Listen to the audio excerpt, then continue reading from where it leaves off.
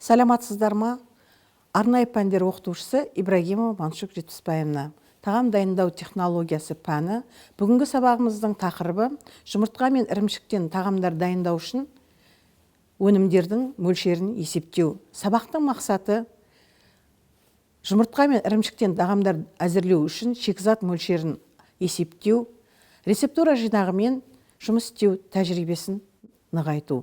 Тамақтандыру кәсіпорындарына жұмыртқа орташа есептік салмақпен екінші санатты асханалық жұмыртқаның салмағымен 46 грамм деп есептелінеді. Ал есептік нетті салмағы 40 грамм деп рецептураға берілген. Бірақ тамақтандыру кәсіпорындарына жұмыртқа түрлі салмақпен әкелуі мүмкін. Егер жұмыртқаның салмағы 46 грамм стандарттық жұмыртқаға сай болмаса, онда біз рецептура жинағындағы жұмыртқа мен ірімшіктер тағамдары тақырыбының ашып, сол жерде кестені қараймыз. Рецептурада егер өндіріске түрлі салмақпен жұмыртқа әкелетін болса, сол кесте бойынша қайта есептеу, теңдестіру коэффициентіне көбейтеміз.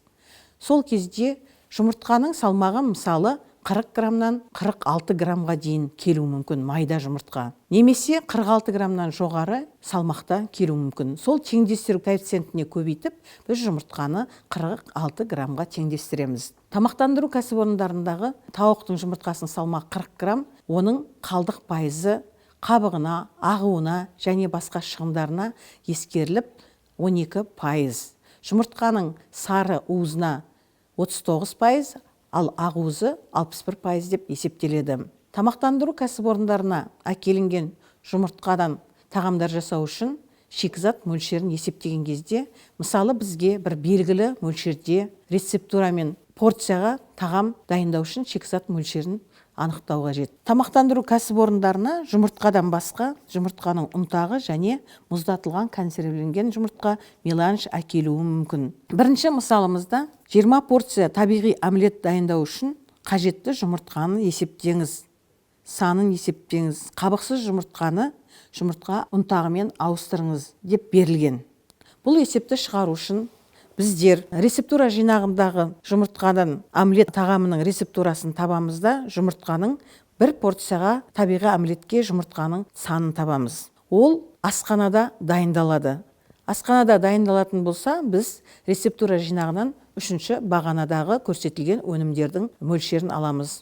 Сонда бізде бір порция омлетке 2 дана жұмыртқа тиіс. 20 порция табиғи омлет дайындау үшін қажетті жұмыртқаның санын анықтаған кезде 20-ны 2 данаға көбейтеміз. Сонда 20 порция омлет дайындау үшін бізге 40 дана жұмыртқа қажет. Үшінші әрекетіміз стандартты жұмыртқаның нетті салмағы 40 грамм немесе 0,4 килограмм екенін біліп, 20 порцияға қажетті табиғи омлет дайындау үшін жұмыртқаның нетті салмағын анықтаймыз. Ол үшін 0,4 килограммды 40 порцияның санына көбейтеміз. Сонда бізге қажетті жұмыртқаның нетті салмағы 1,6 килограмм болады. Келесі әрекетімізде рецептура жинағындағы 36-шы кесте бойынша тағамдарды дайындаудағы өнімдерді өзара алмастыру нормалар кестесінен қабықсыз жұмыртқаны жұмыртқа ұнтағымен ауыстыру эквивалентін 0,128 екенін табамыз, анықтаймыз. Жұмыртқа ұнтағына ауыстыруды жүргіземіз. 1,16 килограмм жұмыртқаның нетті салмағын ауыстыру эквивалентіне көбейтеміз. Ол бізде 0,128. Сол кезде бізге қажетті жұмыртқаның ұнтағының салмағы 0,445 килограмм немесе 445 грамм болады. Сонда біздің есебіміздің жауабы 20 порция табиғи омлет дайындау үшін 40 жұмыртқа немесе 0,445 килограмм жұмыртқа ұнтағы қажет. Келесі есебімізде керісінше тамақтандыру кәсіпорнында бар өнімдерден шикізат мөлшерінен тағамның қанша порциясы шығатынын анықтауымыз керек. Мынандай бізге мысал берілген. 5 килограмм жұмыртқаның ұнтағынан қанша порция сыр мен омлет әзірлеуге болады. Бірінші, бұл мысалды шығару үшін рецептура жиынтығы бойынша 1 порция сыр мен омлет әзірлеу үшін қажетті омлет қоспасының мөлшерін табамыз.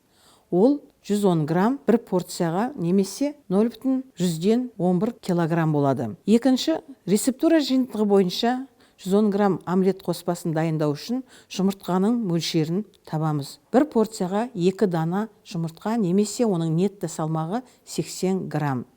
Немесе килограммға айналдырған кезде ол 0,8 килограмм болады. Келесі, рецептура жинағындағы нөмір 36 тағамдарды дайындаудағы өнімдерді өзара ауыстыру нормалары кестесі бойынша жұмыртқаны жұмыртқа ұнтағымен ауыстыру эквивалентін табамыз.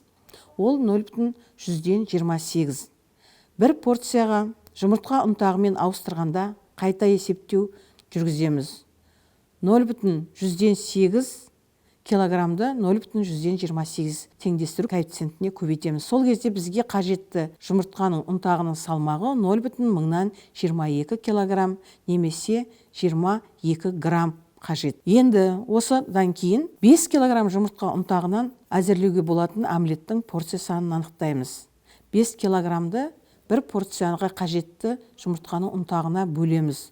Ол 5 килограмм бөлеміз 1022 килограммға. Сол кезде бізде 227 порция омлет дайындауға болады. Есебіміздің жауабы 5 килограмм жұмыртқа ұнтағынан 227 порция сырмен омлет дайындауға болады. Сіздерге үйге тапсырма берілді, 2 мысал берді, осы есептерге ұқсас.